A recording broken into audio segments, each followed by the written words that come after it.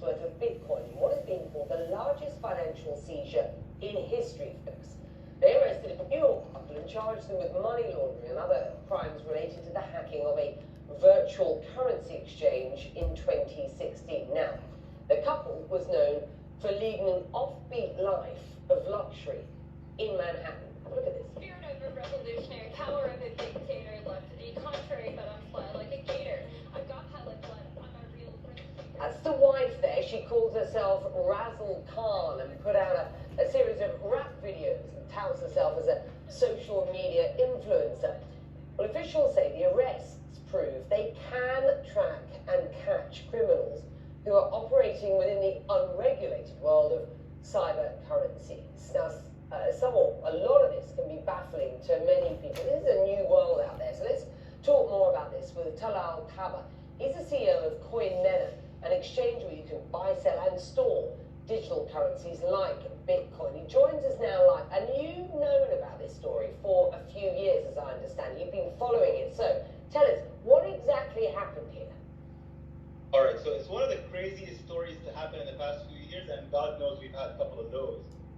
So it's 2016, 120,000 Bitcoins, which was $72 million at the time, were stolen or hacked from an exchange called Bitfinex, based in Hong Kong.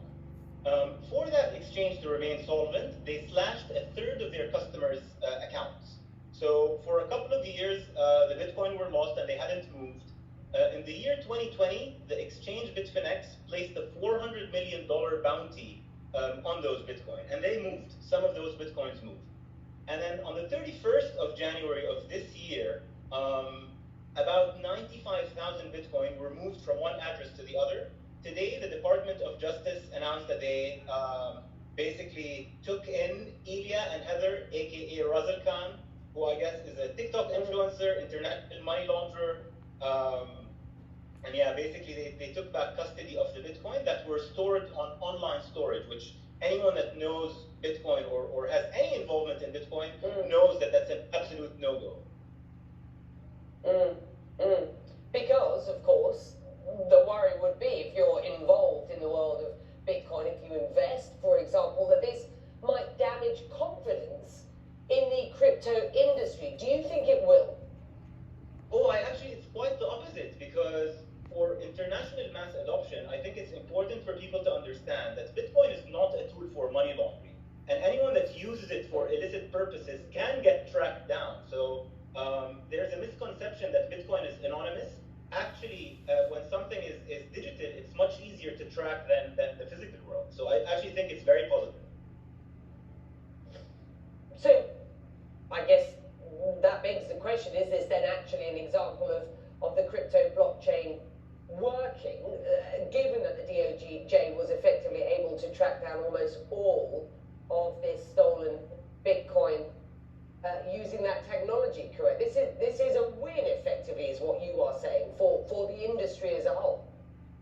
It is a huge win, and the level of detail is absolutely insane. Like, we know that they used some of the stolen Bitcoin to buy a $500 gift card that they then used to buy an iPhone and a PlayStation at Walmart.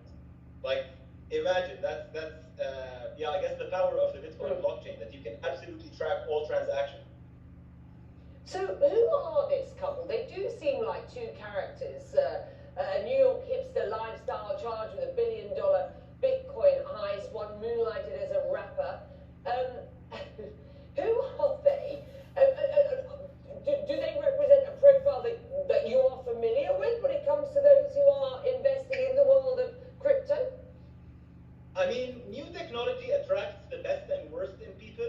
I leave it to you to decide where Razzle Khan fits in that category. But yeah, basically, Razzle Khan is actually a writer for Forbes.